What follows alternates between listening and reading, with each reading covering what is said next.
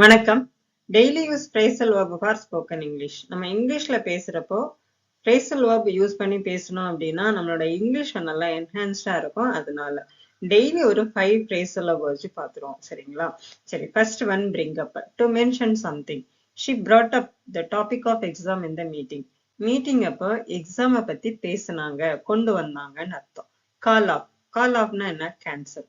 They called off the trip because of rain. அவங்க மழையினால ட்ரிப்பை cancel பண்ணிட்டாங்க. ஓகேங்களா?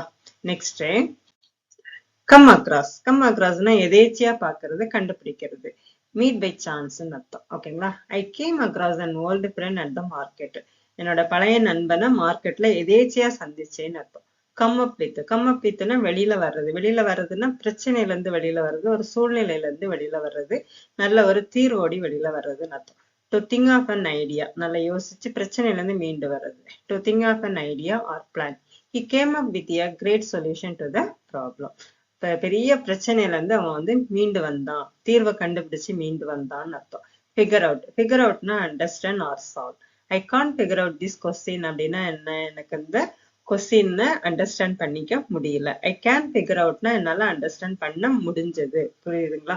ஓகே. இந்த சேனலுக்கு நீங்க இப்ப புதுசு அப்படின்னா சப்ஸ்கிரைப் பண்ணிக்கங்க, லைக் பண்ணுங்க, ஷேர் பண்ணுங்க. தேங்க்யூ ஃபார் வாட்சிங்.